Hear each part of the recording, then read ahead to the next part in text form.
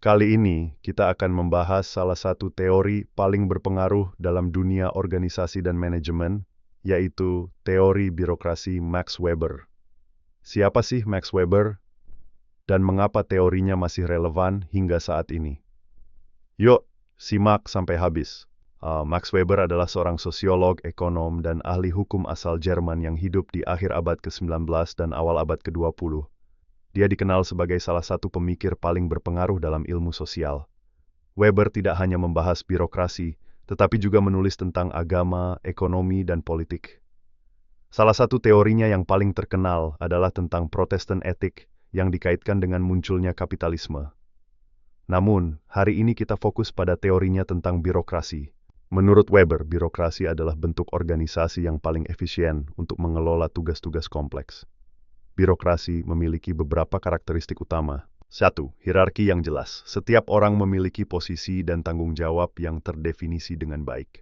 2. Aturan formal. Segala sesuatu diatur oleh prosedur dan aturan yang jelas. 3. Spesialisasi. Setiap anggota organisasi memiliki keahlian khusus. 4. Hubungan impersonal. Keputusan dibuat berdasarkan aturan, bukan preferensi pribadi.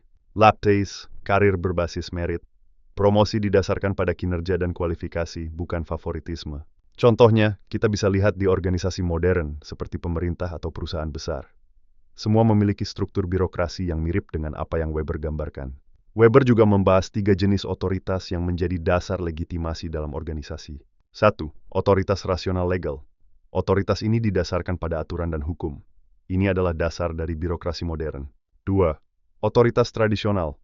Otoritas ini didasarkan pada adat dan tradisi, seperti dalam kerajaan atau bisnis keluarga. 3. Otoritas karismatik. Otoritas ini berasal dari karisma pemimpin, seperti tokoh revolusioner atau pemimpin spiritual. Namun Weber menekankan bahwa otoritas karismatik cenderung tidak stabil, karena bergantung pada satu individu. Sedangkan otoritas rasional legal, seperti dalam birokrasi, lebih stabil dan bisa bertahan lama. Birokrasi memiliki banyak kelebihan, terutama dalam hal efisiensi, stabilitas, dan kejelasan aturan. Namun, birokrasi juga punya kekurangan. Misalnya, birokrasi sering dianggap kaku, lambat, dan kurang inovatif. Weber sendiri menyadari bahwa birokrasi bisa menjadi terlalu dominan dan sulit dihentikan sekali sudah berjalan.